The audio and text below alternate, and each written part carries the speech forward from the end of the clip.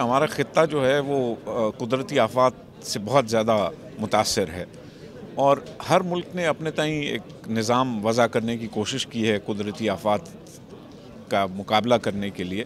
قدرتی آفات کسی ایک ملک کسی ایک جگہ پہ محدود نہیں ہوتی. وہ آپ کو پتہ ہے افغانستان میں کچھ ہو جائے اس کا ایفیکٹ پاکستان میں ہوتا ہے, قازقستان میں کچھ ہو جائے اس کا ایفیکٹ ریجن پہ ہوتا ہے. تو اس میں آپس میں کوآپریشن کا اور آپس میں میکنزمز اسٹیبلش کرنے کا کہ ہم ایک دوسرے کی کس طرح مدد کر سکتے ہیں, اس کا بہت زیادہ سکوپ ہے.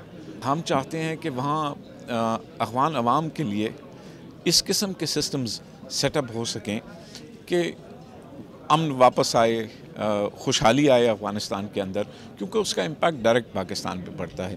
تو ڈیزاسٹر مینجمنٹ میں ہم جتنا تعاون کر سکتے ہیں ان کے ساتھ وہ ہم کریں گے. جی, ہم نے ان کو ہیومن ریسورس کی ٹریننگ کی اسسٹنس کی پیشکش کی ہے اور ان کی کیپیسٹی ڈیولپ کرنے کی پیشکش کی ہے.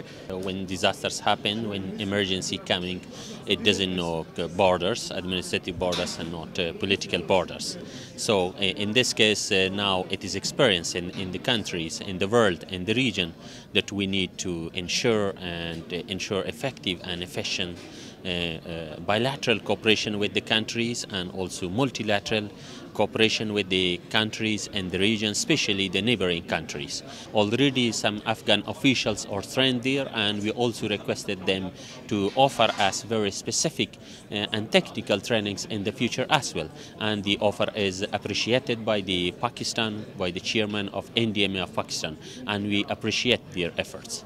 Excellency, thank you very much.